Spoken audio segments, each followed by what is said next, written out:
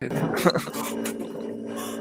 good morning, everybody. Welcome to another episode of WCM Fireside Chats. I'm Brian Searle here with Kara Brodigan from the Canadian Camping and RV Council, Ben Quiggle from Woodall's Campground Management, which is the longer version of WCM Fireside Chats, if no one's figured that out yet. And Terry, who Ben's going to introduce because I didn't get to meet Terry because she came on too late and I don't know her last name or where she's from. So, Ben, take it away. Well, I'm getting a little bit of feedback from someone. I don't know who that is, but it's okay. Terry is from Texas, and Terry, I'm not going to try to pronounce your last name because I might not pronounce it correctly. How do you pronounce your last name? Blaszki. Blaszki. Okay, Blaszki. All right, Terry Blaszki. She's from her and her husband, Mark. You guys own Hidden Valley RV Park in Texas, correct? It's our families. It's our okay, so your family runs it, and just give us a little introduction to your park, I guess. How many sites and who do you cater to? We have about 70 sites. Half of them, or maybe a little more, are more long-term based. Yeah. And maybe about 25 are travel sites, transient type. And we do more of the we're always full in the extended stay areas. More of that. Okay. Yeah, and I think that's, we wanted to talk, I think today we're talking about snowbirds, which are pretty, everybody's kind of watching the snowbird market right now, just trying to figure out, Snowbirds, winter Texans. Yeah. What are they called? Are there snowbirds in Florida? They're winter Texans. Were they in Arizona? Are we back to snowbirds on the West Coast then? It's just Texas that's different? I think Arizona calls them snowbirds too. That's what I think too. So yeah, okay. Why is it? It's just Texas has to be unique, which is, I guess, a good thing. So yeah. So I mean, I wish I was in Texas wintering right now. I could go for that. I hate why this. aren't you? I hate pack up this your family and go. I know. You can remote anywhere. I should. I could go anwhere. But Harry, will you let Ben come stay at the park if he comes down? You bet. But it looks like I'm going to be going through another winter up here. There's quite a few snowbirds that maybe. I was just reading an article this morning from Canada about all the snowbirds that are staying up north, which I'm sure is good for some Canadian parks that maybe are staying open. I know, Kara, in like Victoria and stuff, there's quite a few parks that stay open all winter, correct? Yeah, and we're seeing several more even than usual who just had tons of requests for sites through the winter and decided to keep their doors open during the colder months. For us, that's nice and warm out on the island there specifically. So it was a good option, I think, for a lot of snowbirds who couldn't or made the choice not to head south. I know there are there is now a border crossing in Alberta that's open with rapid testing, but otherwise all of the land border crossings are closed. And I think people are just being cautious regardless of exposure. And I think there's implications in terms of travel insurance, health insurance coverage, and those kinds of things that have really impacted a lot of those decisions. So yeah, it's kept several of our parks here open and operating in the winter when they kind of didn't expect it. And that has had some impact on interesting things too, like staffing and things like that. Those are hurdles, I think, especially in those rural areas in the winter time. So there's hurdles to jump with it, but it's good. So I was just reading where a majority of them are going to stay up north. Travel insurance is a big deal. It's getting, pretty expensive to insure something to come down here. I did read one article where they were like, people were like driving, they could hire a company to like drive their RV across the border and then fly, which seems pretty expensive too. I guess at that point you have to be pretty committed to heading south if you're going to do something like that. So, but it's great for those parks that are able to stay open in Canada and are seeing the snowbirds coming in, I guess.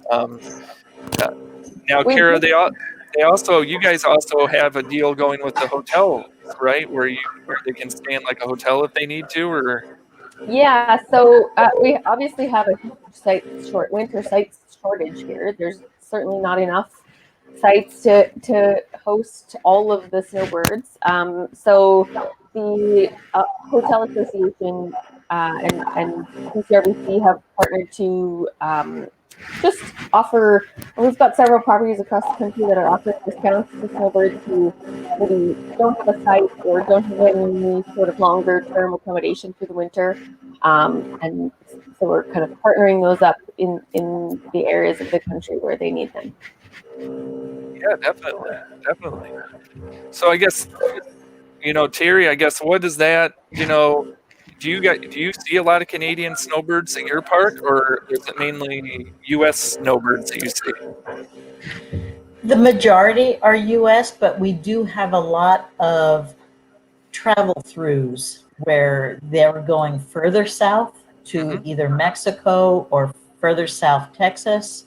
So they'll spend a week, 4 days to a week here on their way down, and then on their way back. And those we obviously are not going to get. Yeah. I mean, it's not just with the Canadian snowbirds either. I think I was reading over the weekend where they were saying even the U.S. snowbirds aren't traveling like they used to. I mean, I think there's an article I just read this morning where they had interviewed a couple from Utah, I believe, and they're not traveling. They're just going to stay home this winter. It's kind of interesting when you read some of these stories because some of them are like, I don't even own snow boots because for the last 10, 20 years, they've been going south for the winter. So now they're having to buy all this winter gear. So maybe the winter apparel people are really having a Yeah, it's got to be good for the economy, right? We are seeing crazy numbers in terms of like definitely ski gear, snowshoes, skis, snowboards, all that stuff are selling out up here. Everybody's stuck at home. Might as well get out. Are you guys still having an echo? Because it still seems to be like really weird for me, and I don't know. Is it me or? Can you mute me? Mute me and see if it's mine. I'm still getting some feedback. Yeah. Are you still getting feedback now? No, it's a lot better now. Congratulations, Terry! You win the prize. Sorry. It's okay. Yeah, we were supposed to have a couple other people on this morning too. Mike Begelheimer was supposed to join us from Roberts Resorts. He's not in the list this morning, so I'm not sure if he's just running late, had something else come up, but we'll continue to watch for him. And then you had somebody else, Ben, right, who we were trying to invite on, but it says she's accepted and connecting, but she's, for whatever reason, not connecting. Yeah, Linda Phelps from Upriver Resort in Fort Myers, Florida, was supposed to join us, and she's. Oh, somebody said she's she here. Says, I'm here. All right. Well, let's see. Maybe I had the wrong person. Maybe there's two Linda Phelps. Whoa. I mean, stranger things have happened in 2020, right? So don't discount anything. And they spell their name the same. So I don't know. That would be interesting. Crazier things have happened. So somebody's about to join us. I just invited him on camera, so we're about to find out. Maybe she had to redo it again. I don't know. Yeah, there's two. She had to redo it. It's a different system, so people aren't quite used to the Crowdcast system compared to like Zoom, which they've been using all year long because of this COVID stuff. So, I just think it's this whole snowbird thing. It's kind of interesting. Depending on your location, the park owners I've spoken with are like, yeah, we aren't seeing as many snowbirds, but we're seeing a ton more locals or like people like transient travelers. I guess, Terry, have you seen that? Like where more Texans are getting out and looking for RV sites, I guess, just to get out of the house? Oh no, Terry's muted. Oh, Terry's muted. But that's okay. We got Mike Beck joined us too. That's who you're looking at on camera here. So Mike, we can see you. Good morning, sir. Okay. But go ahead, Terry. Please answer the question, Terry, and then we're going to introduce Mike because I want to talk to him for a second. Go ahead. So I am seeing a little more weekend locals, but really, it amazes me to see the difference in opinion of the travelers. Some are very safe-minded, others are completely careless. So it's all over the board. Okay. Yeah. Do you think that's exacerbated by one state says one thing, one state says another, one state says, and so I don't think it's really, I mean, to a certain extent, there obviously are people who have different philosophies, but when you're getting two different messages from two different people, both of whom should be the same authority, right? Two governors from two different states, who do you listen to? It's kind of confusing. So, Yeah. Mike, can you hear it? I can hear you. Can you hear me? Yes, sir. I can hear you. Yes, sir. Good morning. How are you? Great. I'm doing well. I've been on all along. I just been listening. Apparently, I hadn't been admitted. So, well, it shows you up as user blah blah blah blah if you don't put in your name, and so I don't know that it's you.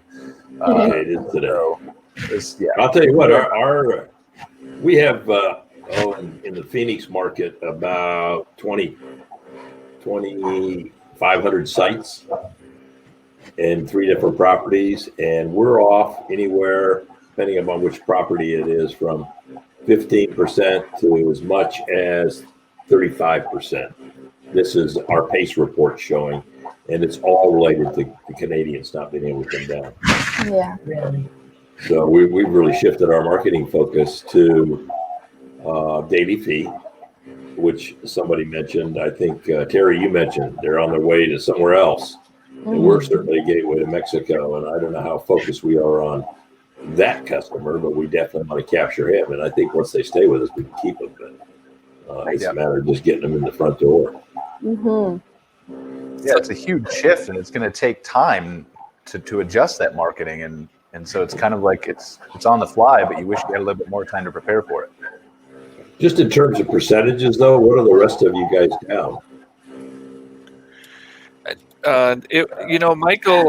Michael Moore from the Texas Association of Campground Owners sent me some statistics that they had. I guess 30% of their members had seen, reservations drop off by more than 10% so far, but only 20% have seen reservations for January and February drop off more than 10%. So that's kind of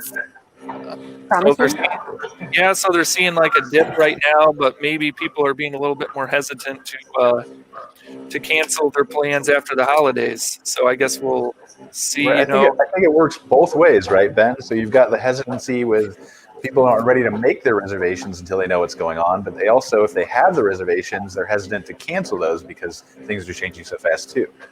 Well, and I think there's a lot of people towing the line because of this consistent 30-day border closure extension from the Canadian government. I think if the Canadian government would make a solid commitment to a further date, you might see more cancellations. But I think, there's talk about vaccine rolling out next week up here. And so I think that's going to start impacting what numbers look like. So there's so many factors. Didn't I read, though, that I thought I read somewhere that Trudeau said they weren't going to open the border until the pandemic's under control in the world or something like that? I was quoting some article on that. Yeah, I mean, I wouldn't take that at face value. I think the appetite for most Canadians is to keep the border closed as long as there's significant threat south of the border. And so obviously, your numbers look a little bit different than ours do. And I think a lot of Canadians want to keep it that way. But I do think there will be more confidence once that vaccine has rolled out to a fair number of people and we start seeing numbers drop. And that's probably why folks are holding on to their reservations in January and February and March for sure. Yeah, when I'm speaking to our percentages being down, I'm talking about January, February, and March. I mean, we're down now October through December, but we're backfilling a little bit with daily fee stuff right now. So we're off maybe 8 to 10 points. But January, February, or March, we're going to really feel the pinch. And so our properties are a mix of manufactured home as well as daily fee and monthly and Snowbird stuff. And so many of our guests have a second home in our property, park models or whatever they are. And they're not coming down now. the bad news in that is they're not coming down. The good news is that they're committed because they own a home there, so they're paying us rents. But there's absolutely no value for them, and that's not a good thing, because then you start to scratch your head and say, do we really want to be part of this deal or not? Yeah. So it has a long-term impact too. Yeah. Reservations for January, February are down, but I really do feel that as January and February come to pass, that those reservations will be back up, because that's what we've experienced in November and December. Mm-hmm. Okay, that's good. Our Texas properties are seeing an increase in reservations, like you said, Terry. It's the Arizona properties, and I think that's from, the Vancouver and Saskatchewan areas that they're not coming down from. So Terry, is your park age restricted though? Because I know some of Mike's are. They are, yes. We prefer to have mostly adults. We do allow a few children, and then our travel area, we definitely allow families. So I think, but some of Mike's are 55 plus, right, Mike? The three I'm speaking of in the Phoenix market are definitely 55 plus. So we've really excluded that crowd, and those are primarily your snowbirds. Right. And that would be that's kind of the interesting part of this is, whether the 55 plus resorts are having a more difficult time than maybe the ones that aren't so restrictive. Because I know, like, some of the parks I've spoken with in Florida, and like Bobby Cornwell, director of the Florida Association of Urban Parks and Campgrounds, has noted that, they're seeing a lot of transient and like workers fill up the spots that would normally be taken by snowbirds if the parks are able to, but obviously 55 plus aren't as able to do that, I guess. I'm hearing that some 55 plus properties are bending those rules right now, because they've got, I know a couple of full-time RVers that are in Oregon and Arizona right now, and both are staying in 55 plus properties and they're my age, or they're in their early 30s. So I think, operators are willing to take anybody. Probably. So Mike and I had a conversation about this the other day. Mike, isn't that kind of a legal gray area though in some places where you can't necessarily lower that age easily? In Arizona, if you're designated a 55 plus, there's actually a designation, Right. and you have to be qualified, and you have to stay within those guidelines, or you can get some hot water. So, yeah, I mean, it's even to the point where we have one of two people has passed away in a 75, 80-year-old family, and a daughter or son wants to come in and stay with the mom or dad, and we have to go through some hoops to get them as a caretaker, just to allow them to come in and stay in the property for any length of time. So, yeah, there's pretty stringent guidelines, and I think it's because they don't want people just to start using the 55 plus to exclude certain individuals and not other ones. So Sure. Makes sense. Absolutely. Yeah, and there's definitely, I mean, that depends on the area. And there's definitely, like, when we see development stuff come through, there's definitely parks where they're specifically planned and were approved just to be like 55 or older. And obviously, I would think that maybe those communities would have an issue if they were accepting people under the 55 limit. Mm-hmm. Although it is pretty enticing if you're 55 plus and you're not filling your park this year, it's got to be pretty enticing. Mm-hmm. Right. Yeah, it So, does, but you don't have the facilities necessarily, because Yeah. you get so many people that don't have kids in school anymore. So Yeah. and they're living in an RV, and we have outstanding properties to cater to those people in terms of activities and pools. But by the same token, a lot of the people bought so that they didn't have to deal with a bunch of kids running around all the time and be concerned about it. And it's dangerous for the kids because heck, you get some guy my age is backing up a car and he runs over somebody. And then you get a lot of other stuff. So there's just a lot of things that you don't want to get into. Sure. There were, it's the Snowbird travel is interesting because the statistics, depending on who you talk with, differ. So it just really, I mean, it just continues to show more of the regional stuff. But I know CampSpot mentioned, you know, all the parks in southern states, 90% will have higher occupancy as of the end of October for November through March. So, I mean, I do know there are a lot of parks that aren't seeing that high occupancy, but there are definitely some that are seeing they're weathering the storm okay, I guess. Are there ways to pivot, though, I guess is the real question, Yeah. right? And so we've got a lot of, obviously, we've got Mike's properties in Arizona. What I'm leaning toward here is that it seems like it's a 55-plus issue regardless of state. And so, Terry, I'm sorry, I keep muting you on and off just because your feedback is coming on. So unmute yourself if you want to talk by any means. You can do that. Like I'm not master controlling or anything. But like it feels like it's a 55-plus thing. And so I think there's still people willing to travel, and certainly some of that 55-plus demographic is willing to travel, but I think a bigger chunk of them are not as compared to younger than. And it's not necessarily, I don't think, a 55 cutoff. It's just that happens to be what Mike's marketing to at his parks and as a consistent thing that we've seen in the RV industry. And so I would think that there was a way that maybe the Arizona government would let you pivot or make an exception to, like, obviously there's only certain things that you can do or you want to do, right? Like we just discussed, nobody wants kids running around, stuff like that. But lowering it to 50 or 45 or no kids still or adults only, or I don't know. You'd think that Arizona would, obviously there's other things on their plate. You think there would be something they could do. That's the point. They got so many things on their plate. They're dealing with restaurants and everybody's screaming about activities and all the other things in the community and all the places that are getting closed down.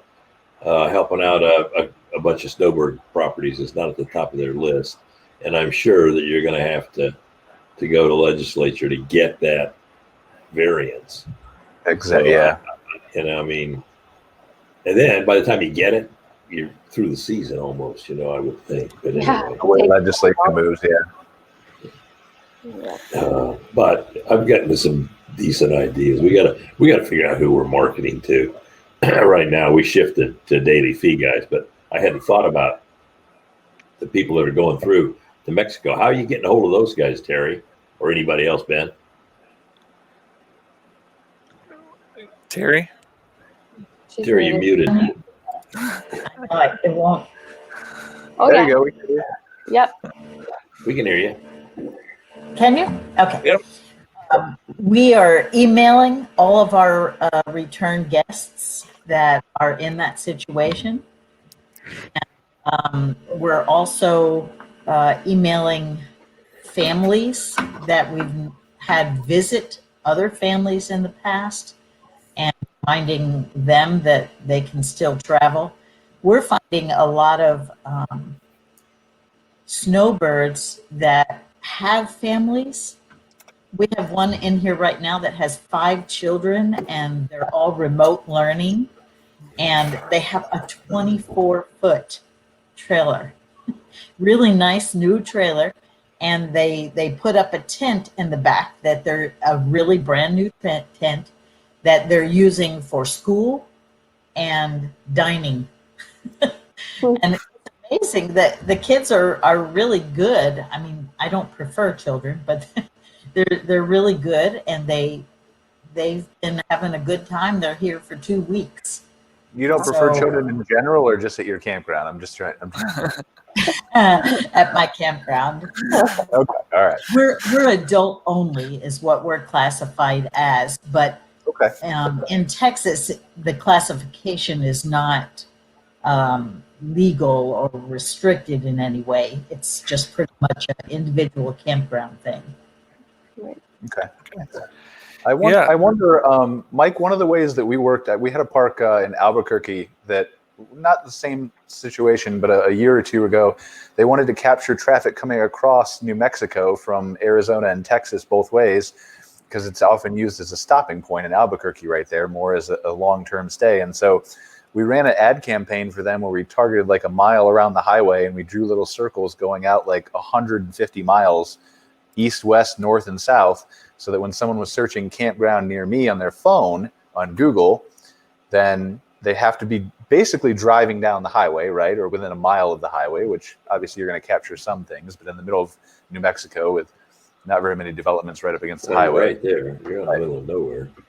So I mean, that seemed to work okay. I don't think we did a huge analysis on the different things, but maybe that's a strategy, right? To capture those people that are traveling through the state, north, south, up and down that highway, coming straight down with a certain mile range out, that we could just start targeting people. I'm going to talk to Brian this morning and throw some of these ideas at him. Our marketing people. Brian is one of our runs our sales department, so that's not a bad idea, though. Yeah, I mean, it's just targeting the people, finding ways to market towards those people. I know the RV park and campground sector doesn't have a really good site yet. I maybe Brian can correct me if I'm wrong, but it doesn't seem like we have a really good site in place to where people can look up and see what's available the same day or I guess. I know some people have talked about creating stuff like that, but I haven't really seen very much. Well, I mean, there's fragmented sites like CampSpot has their own booking engine, and obviously Go RVing and Go Camping America, and obviously you can search for but I think it's like there's no API like the hotel industry, like Hotel Tonight or something like that exists, and maybe that needs to eventually, but it's still just capturing that audience. So, what about Arizona, Ben? Mike Ben's trying to get out of Michigan because it's cold, and so we tried to send him to Terry in Texas. He didn't want to go there. You want to go to Arizona, Ben? Well, I was like, 0.1% if you went down there and paid. Well, he's the youngest looking 55-year-old I ever saw. I was just gonna say. I went down to Phoenix for the KOA convention a few years ago. It was beautiful down there. So that's where we're at. So you should be able to stack a husband and a wife together, like 30 plus 30. Yeah. And I think that would be you make it. I mean, nobody's really enforcing this in Arizona because they're so busy. So you could just pretend that I thought that worked. Like you could combine ages, and you can. Let me tell you, you get on the Texas though.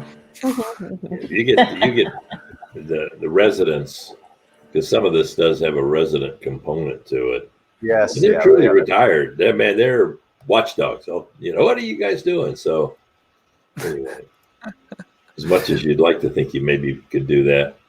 I just don't think it's in the cards. So I guess in both Arizona and Texas, I guess, what's the worker?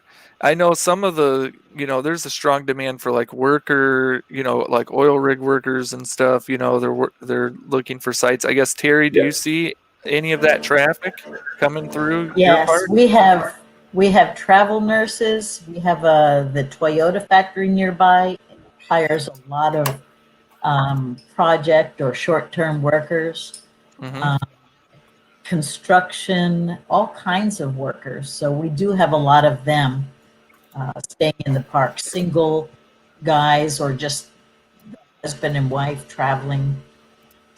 Does that kind of our Texas properties? We've seen that an increase in the travel workers.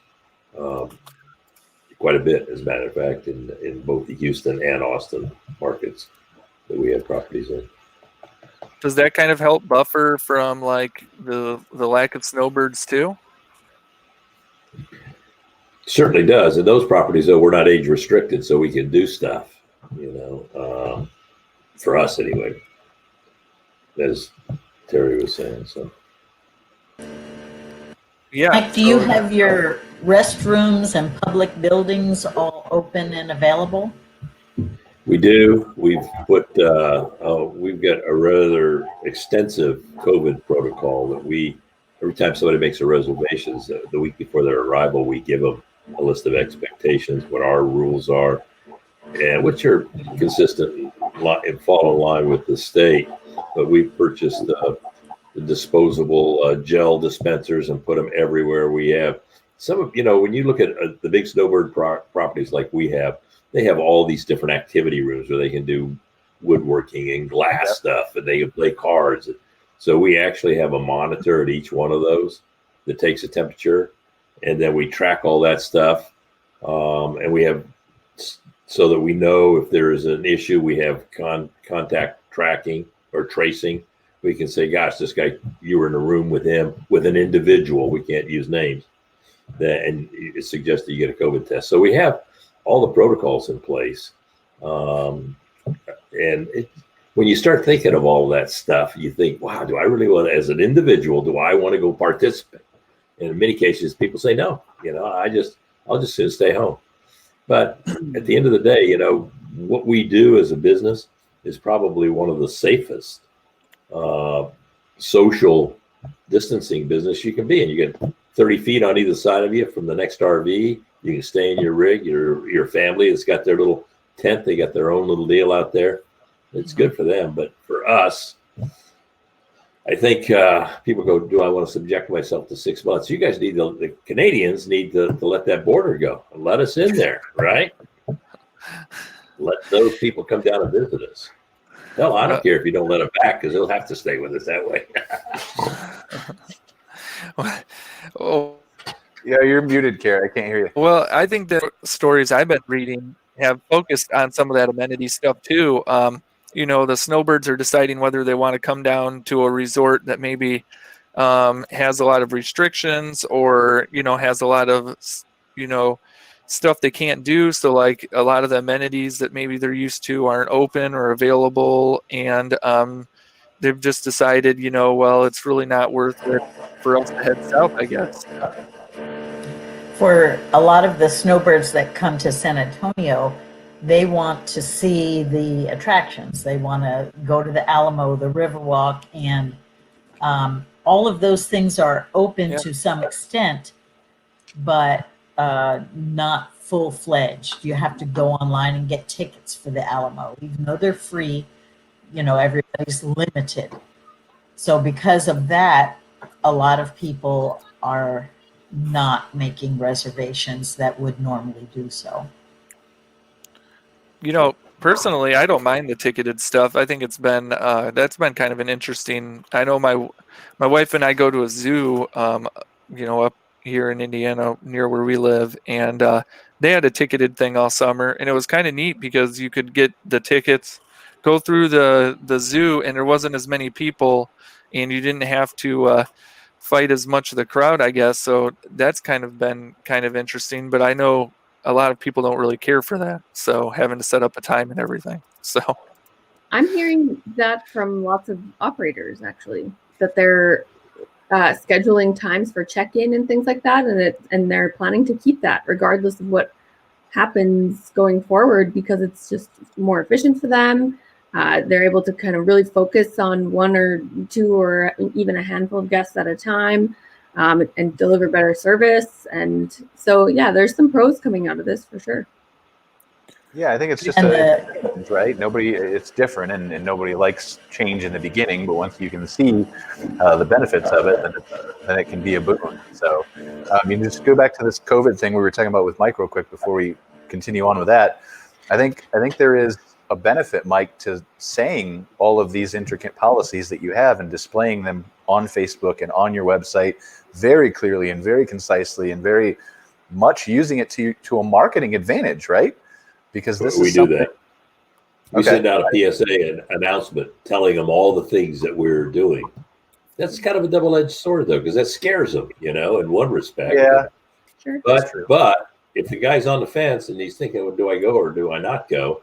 We have a campaign right now that we send out every week, the latest in our COVID policies and so forth. And we've been fortunate. We haven't, we've got a couple of full service restaurants and other things that are along the same lines, 18-hole golf courses. And so there's a lot to do, and you can do a lot of it social distancing, but as these guys keep clamping down, and I don't know, you look at some of the statistics and it shows like one half of 1% of all COVID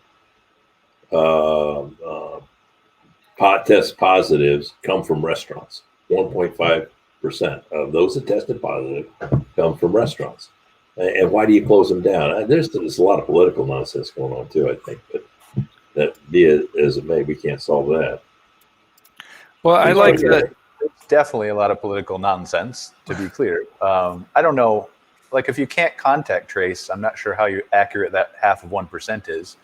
I'm not saying it's not, but if you can't fully contact trace everybody, then it's debatable, right? But yeah, I agree with you. It's Good not point. just restaurants; it's everywhere. Like, I mean, there. What we were talking about. I think Kara and I were talking about a couple weeks ago how they were saying down here in America, don't go to Thanksgiving with your family, but it's totally okay to go out and eat at a restaurant with 100+ people. Like, just the conflicting, right? Like, what? Exactly.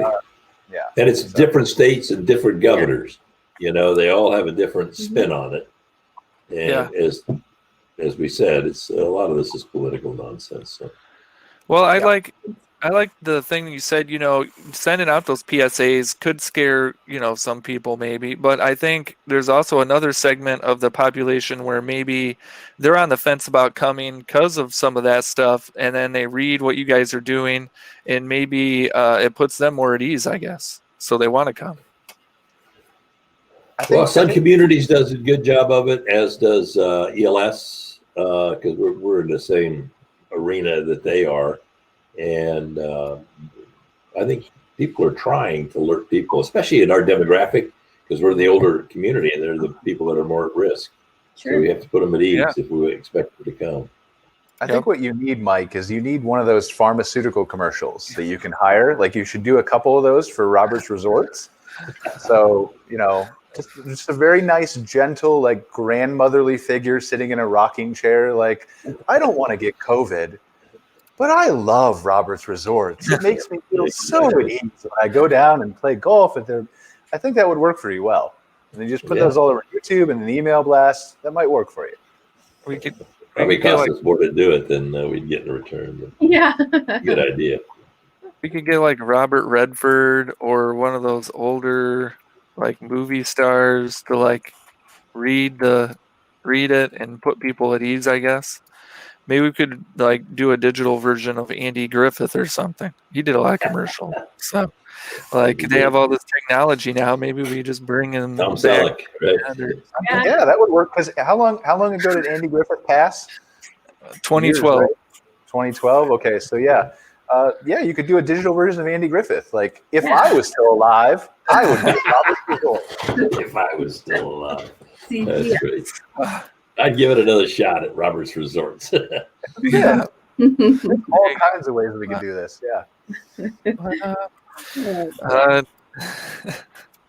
The things we talk about on this show. So,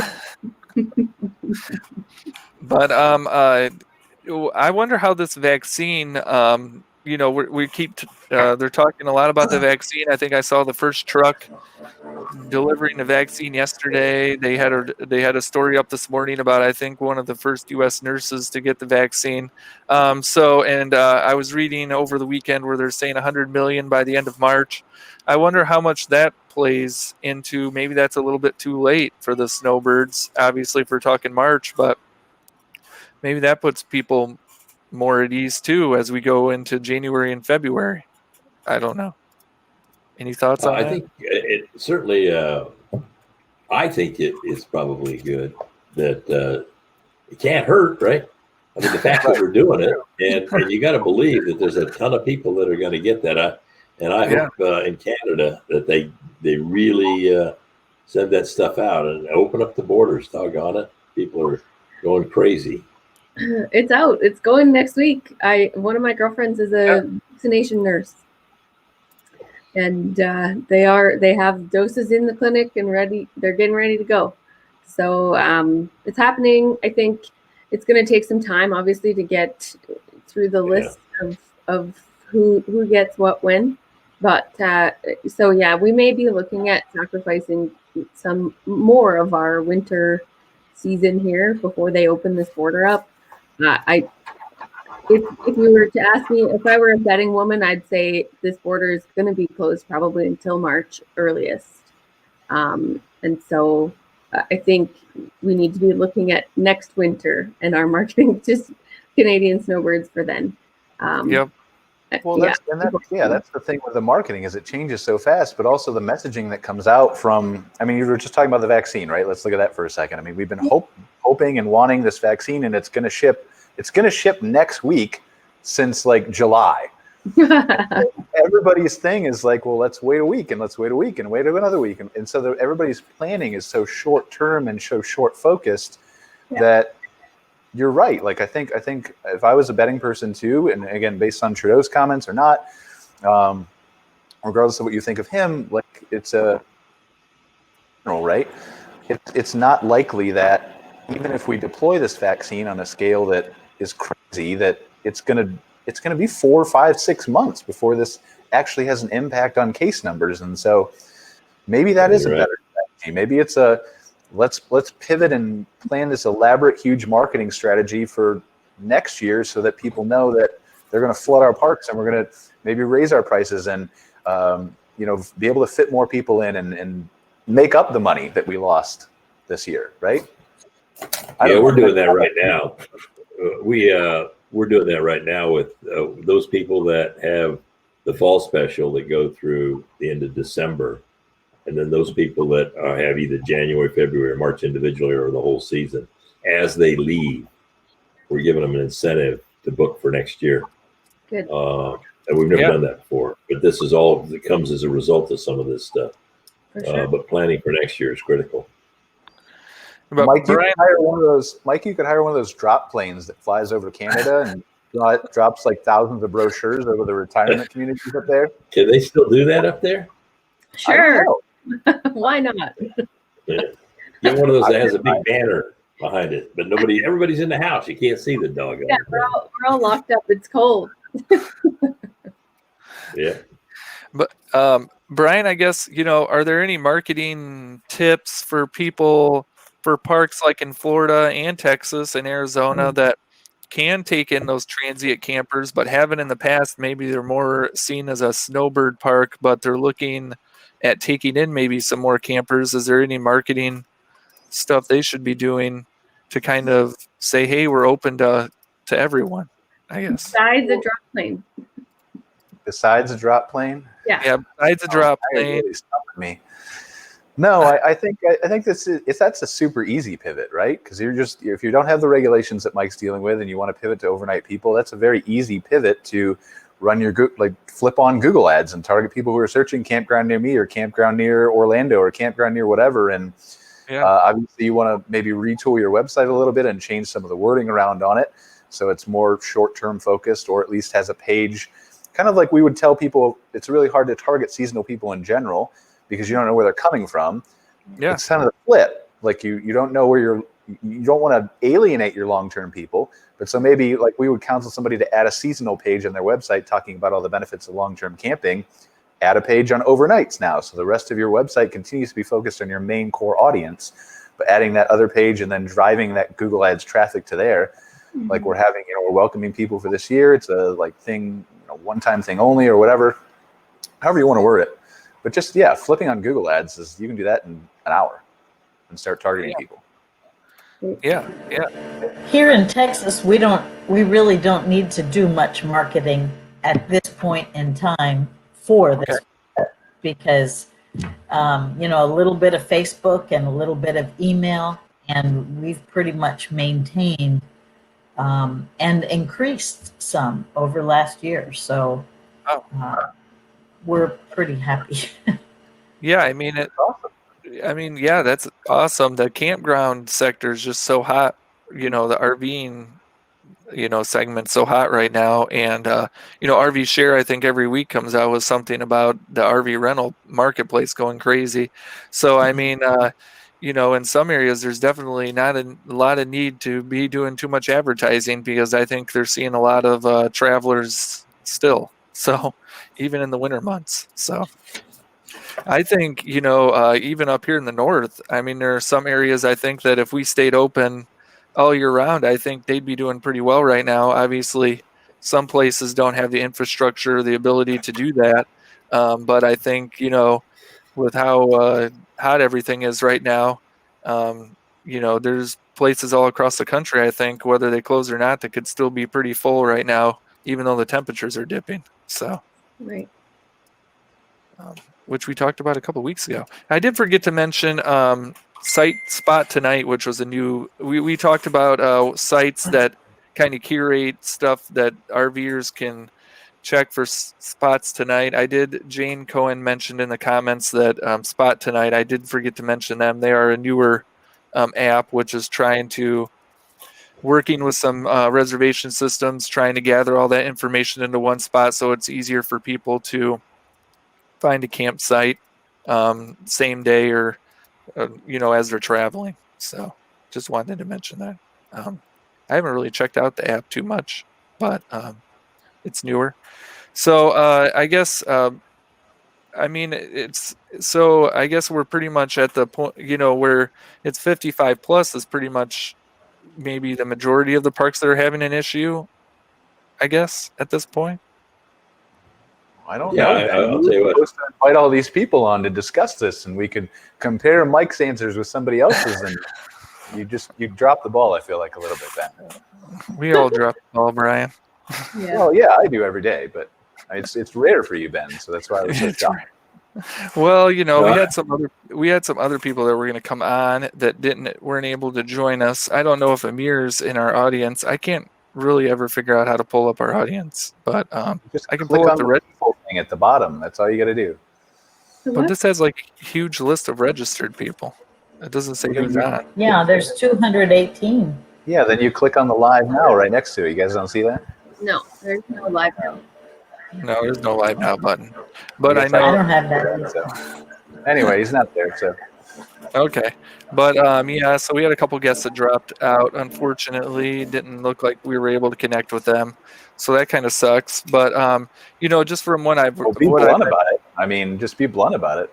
Don't sugarcoat it, man. It just sucks that they're not here with us. It sucks that they're not here with us. But I just from what I'm reading, it seems like there is a difference between like the 55 plus and I know in the non-55 plus parks, even like when I've spoken with some parks in Florida, like Linda Phelps that was supposed to join us, there is that divide in so these parks that are able to allow the transient travelers are still finding a lot of people willing to come in and camp, even with less amenities. So, well, it's pivoting, right? So you've got these 55 plus parks, and there's certain activities that they're comfortable doing and certain ones that they aren't right now. And so maybe you just need to create new activities that they can do while socially distanced. Like, Mike, you were saying that if you bring in somebody who doesn't follow the rules at your park, right, the people are looking out their window and they'll instantly notice it, right?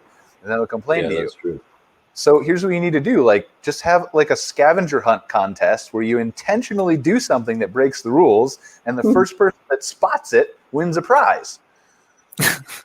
It's a socially distant activity. They don't have to leave their house. They can look through their window. It's totally safe. And then you market that to people. And I feel like it's a thing. We can come up with all kinds of things. I think that the 55 plus properties have a bigger hurdle to overcome. I mean, I come from a background of daily fee properties with other positions that I've had, and I'm in touch with those people all the time, and they're killing it, except for California, because California keeps shutting down, literally shut down campgrounds again. So, but all the other campgrounds, daily fee stuff, people have a real thirst, and I think there's I know that there is. I mean, the activity and interest in buying properties, activity and interest in converting properties. I talked to a gentleman the other day who has an interest in getting into the business, and just looking at cap rates on the sale of properties, they've gone from what were traditionally 10% in the RV sector. They're running as low as 4.5%, 5% now, which just means that there's a whole lot of interest, a whole lot of people looking to get into the business. And so the prices are being driven up, the cap rates are down. So there's just a lot of stuff going on in this sector that's really, really good. I think the Snowbird side of it is one off. Terry, I interrupted you. I'm sorry. I was just going to say, is there a possibility in any of your properties where you could make a portion of those properties not 55 plus and kind of separate the groups? I've thought of that. I don't know how you do that, because I think then you have to go back and get some kind of a variance legislatively to get a permit to allow a portion of that property to. But then you're all playing off the same amenity core, and these really have amenity cores.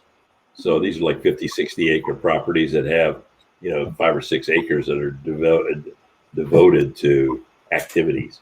And so unless you had a lot of remote pools, now there are some other properties in this segment that could do that because they have 4 or 5 different swimming pools. So you can maybe do something like that. But I think that's a pretty monumental change, and to go through the effort to do that from a legal standpoint for what may be, Short-term gain, hopefully, exactly. Hopefully this is just a one-time blip on the radar, and we can, with the things that we've talked about today, especially planning for next year, how can we change what we're doing to accommodate these people and get them in here?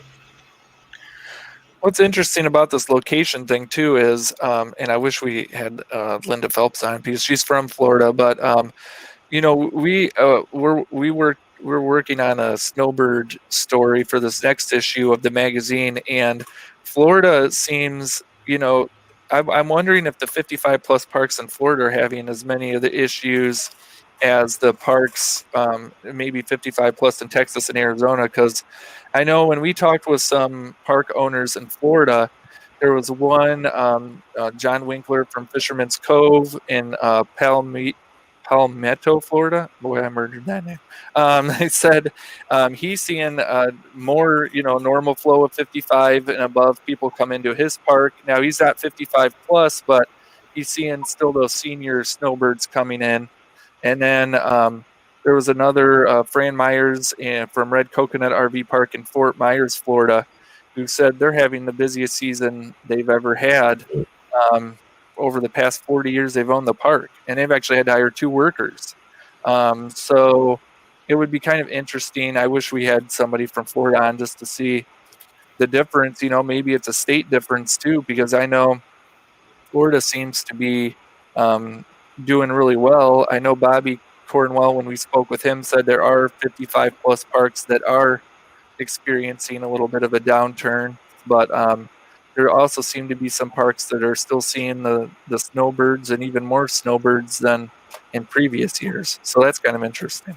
So I think a lot of it comes down to maybe messaging too. Like, again, we've talked briefly about like what you're hearing from one governor versus another governor, one state versus another state. Like what you're consistently hearing in Florida is like, I don't care what happens. We're not locking anything down. And everything's open no matter what. Like, who cares? It doesn't matter. Like, nuke goes off tomorrow in Tampa, we're staying open. Like, so they've been like, but that's been consistent, right? And so I think maybe whether that's your mindset or not, whether you agree with that or not, I think that consistent message of I'm okay to go down there, and regardless of what happens, I'm going to be able to go out to eat if I want to, or I'm going to be able to do this if I want to, is maybe helping Florida a little bit more than some other states. Yeah. And I mean, unfortunately, we don't have anybody from Florida on here. We tried, obviously. Some people were supposed but you've to be got the data, so that's almost as good. So that's it's good that you gathered that stuff. Yeah. So I mean, it's just interesting to see how different states react and how it impacts the snowbird traffic. And I mean, it's just going to be interesting to see, how the snowbird parks come out of this. As we get into February and March and April, hopefully, these parks can do okay. And that they're financially stable and stuff. We don't want any parks shutting down. So. No, I think it's just a matter of retooling. And so, again, whether the Canadians are just gone this year or whatever happens, I think it's just a matter of retooling that and adjusting your marketing like Mike's doing, and just trying to focus the best you can on other areas temporarily and planning for next year. Yeah. So. Yeah, we also got some, data from Campgrounds of America. Obviously, they operate parks in all different, Texas, Arizona, Florida, all those states. They said they were just seeing, less bookings. People were waiting to book their stays. So I'm wondering if Terry or Mike, do you guys see like people maybe that would have come down already? Are they waiting until like January, February to come down, maybe a little bit later? Yes. And they've changed their reservation from one month to another. Okay. Yeah, we see that. That's, there's a lot of people waiting till the last minute and then they're canceling. And we've been fairly flexible in our cancellation policy because we run 95% in the season. And so, but because of COVID, we're trying to be a little more accommodating. It's hard to fill them last minute. So if somebody books for January, February, March, and we're literally 3-4 miles from the entire Peoria baseball complex for spring training. So we're very popular with that age group to come down and spend a month or two and go to all baseball games. With all the stuff, so we're, and along with that, we have some pretty stringent guidelines on cancellation because you can't fill them real easy at the last minute. So we've been flexible in that, and it's the Canadian market that concerns us because we know those, because they don't have zip codes, they have postal codes or whatever. I lived up in Toronto for a year, but that was a cold winter. But in any event, we see them canceling. They keep pushing back, waiting for that. Gosh, I hope they're going to open. I hope they're going to open the border. Nope. Okay, then they cancel. So in an effort to keep them for next year, we've been flexible in refunds and actually allowing them their dollars to be applied for the next year. But so anyway, I think that's a good point you brought up about the cancellation policy, though, because I think I've seen some park owners ask those questions about, obviously we're in a customer service minded business. You don't want to be too strict, but at the same time, like what you said, they're hard to fill last minute. So what is a park owner? How strict does a park owner get? With their policy. Obviously, I would think, if somebody's calling 2 days before they come or day of or something, then maybe that's a little too late, I guess. So. Right. I mean, you want to be accommodating from a customer service aspect, but it's also not a new situation, right? Like back in April or March or February, it was new, and so people were going to cancel last minute. Like if you're waiting until the day before to cancel now, and you're claiming that it's because of COVID, I feel like you probably should have known that like last month. And so you want to be accommodating with your cancellation, but not too accommodating where people abuse you. And so that's a fine line. Mm-hmm. But in some respects, you feel for the campers because, these, especially like these snowbirds, they really want to come down. And, like the article I was reading about the one from Utah, it's not that they don't want to come down. It's just that they're unsure. And so I think some of these people just keep putting it off because they can't imagine not coming down. And then they realize, well, it's just not going to work this year. And they have to cancel. It's really tough for them, too. Because obviously if you've been doing something for 20, 30 years, it's hard to give up that. So, but yeah, obviously you can't have this situation where you're having last minute cancellations like crazy. So I guess, I wonder, Mike, you mentioned earlier about how a lot of the parks, they own their manufactured house or their site or whatever. And so they pay like a year in advance, I guess. Terry, do they pay in advance for you, or how does that work at your park? When someone makes a reservation, the total amount is paid in advance. And as long as we never have to go through last March or April again, we can be pretty liberal with the cancellation policy. Back then, we just went from full to zero, and that was devastating. But now, I think, like you said, Brian, people are aware. There is that chance, and if you're just very clear with them, this portion of your amount paid is not going to be, refunded. Then they're pretty understanding. I think they don't want businesses to go out of business either. Right. I mean, you're never going to please everybody, but at the same time, it's just being transparent and not tricking people. And nobody's really trying to trick people, I don't think. But it's explaining it on your website and in your emails and in the phone call. Like, I'm not trying to trick you, but if I tell you this in 3 different places, then you'll know that for sure. So I think that's really over communicating. Yeah, I don't think there's Trudeau's any trying to trick us, though. What was that? I said Trudeau is trying to trick us. He keeps saying, "Oh, one more month." I'm teasing, obviously. Yeah, I don't think there's any problem with over communicating. In a situation like this, making sure people understand and not, obviously not trying to make them feel like they're being tricked into something, but that way you're covered. If they come back and say, well, you never told me that, you can be like, I told you like 5 or 6 times before you made the reservation or during the process, because there definitely are a group of people that seem like they're trying to take advantage of the COVID situation to get out of things or to do weird things. So, well, there are always people who would take advantage of anything, but I think that's a small minority of most people. Yeah. At least that's what I choose. By and large, most people have good intentions. So. Yep. So, well, I don't know if there's anything more to tackle, Brian. What about you? Well, no, Ben, you're supposed to be running this show. Like, you're the boss. You tell me. So much responsibility. It's all on my shoulders. Well, I think you wanted it, Ben. You accepted it. I feel like it's a you thing.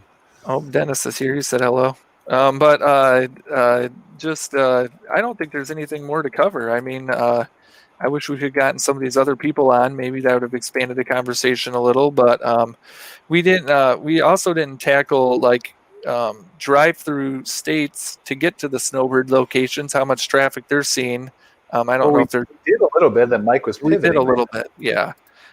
Maybe I wonder how like Myrtle Beach and some of those other maybe areas that typically see a lot of traffic flowing down to the south are doing. But I've heard some pretty good things from some of those locations too.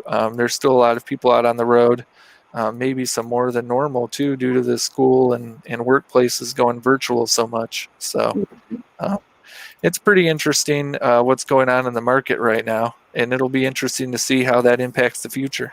So, yeah, I mean, we had a good conversation. We brought in some good statistics. We were able to hear from Mike and Terry and Kara about Canada and all that kind of stuff. And I think we gave some good information. Obviously, there's no real right answer, right?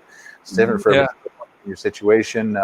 But just be able to pivot, be able to adjust, be able to kind of do it on the fly the best you can. And then kind of, don't have a plan for every scenario because you'll drive yourself crazy. But have a plan for the top 3 or 5 different things that could happen. If the border opens, this is what I'm going to do. If it stays closed, this is what I'm going to do.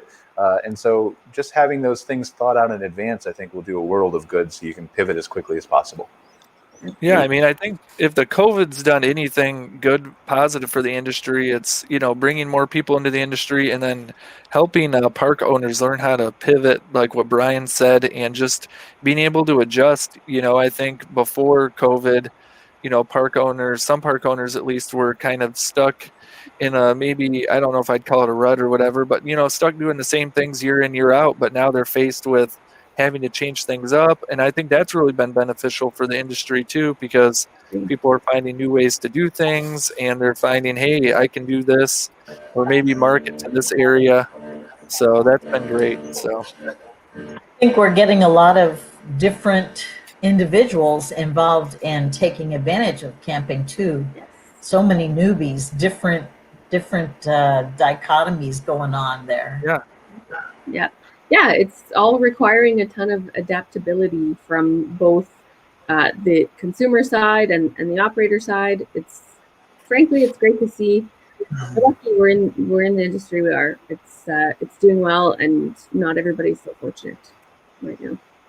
I still feel like there's a huge market to smuggle Canadians down here. I really feel like that's a side business we could do. They're trying. They've got this convoluted. But they need to have a plan. Like, down here. This is a really efficient process in Mexico with tunnels and all kinds of stuff. Teetering on human trafficking conversation. I certainly am not interested in having.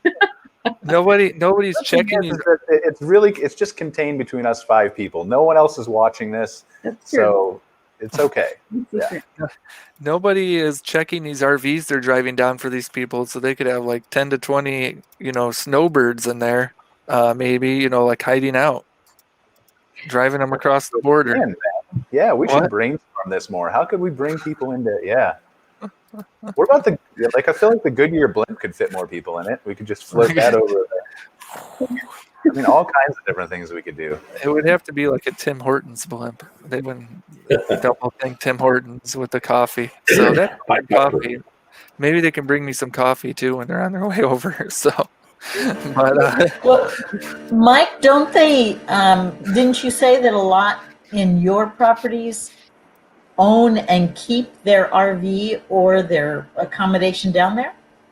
They do. Because I'd they say, could fly across. They can. Yeah. The only and we're negative getting thing some for of them those, is their insurance, yeah, health some insurance. medical insurance, right? But Yeah. then the bulk of our winter business is snowbirds, and 25% of that is Canadian. So, But are there rigs already down there though, Mike? no, they drop them down. They come down every year. Okay, yeah. So you could get rental trailers and charge them a premium, and then do free airline tickets. They're super cheap right now. Just fly the Canadians down. We're giving away this. We're trying to give away the sites just to support the rest of our properties. So, but you can't go too far backwards on this deal.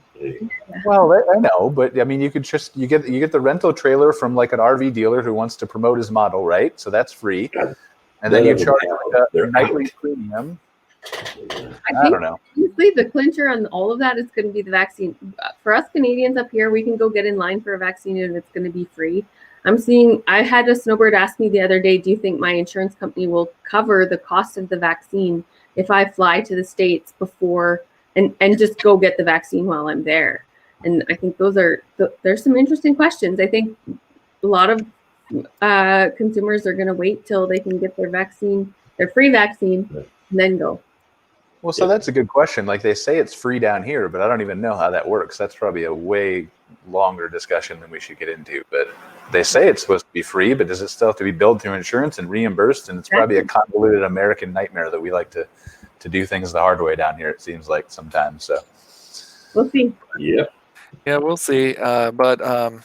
Yeah, so I mean, either way, like all we have to do is figure out where So for Roberts, we just had to figure out where the vaccine is stored, Mike, and then send like a raiding party in at night, so we can just grab the whole stash and give it to everybody who wants to come to Roberts Resorts, and then it's done. It's over. We've got it solved. well, we've got those folks in Canada. Go ahead. You're going to need some big freezers. Yeah. Well, I mean, I feel like I don't know. I think we can make it work. Might not be cost effective, but we can make it work. All of your strategies today are prison worthy, landing you in jail. It's like, we've got to end this discussion before we break any federal laws, and please. I don't want to spend Yeah, we'll leave it that way. I don't want to spend the holidays in prison. So Yeah, definitely. I feel like that's not a safe environment with COVID. I'm confident.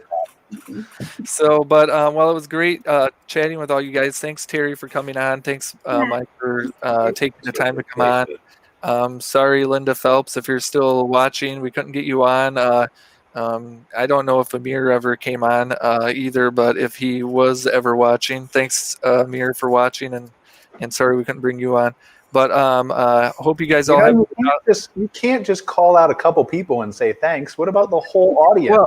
Well, yes. Right now, you go through everybody's name and say thank you, John and Sally and Nathan and Mike and Albert and I don't know. Like, just get out a dictionary and go through everybody's names. So we cover I can't see the people who viewed, so I'm just going to go through the 219 registered people and say thank you to everyone. Thank you.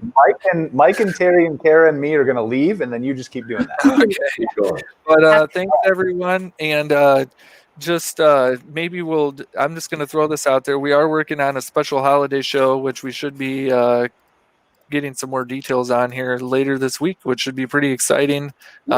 We're going to do it at a special time with a holiday light show, and we're trying to get a Santa Claus and everything else. So it should be pretty interesting. So we'll have that to look forward to right before Christmas. So We're trying to get people to sing Christmas carols to us too. Like, Yeah. Mike, do you think this would work? We're trying to give away like $100 gift card and just have owners come on and sing us Christmas carols. And then like the worst one or the best one will win a prize.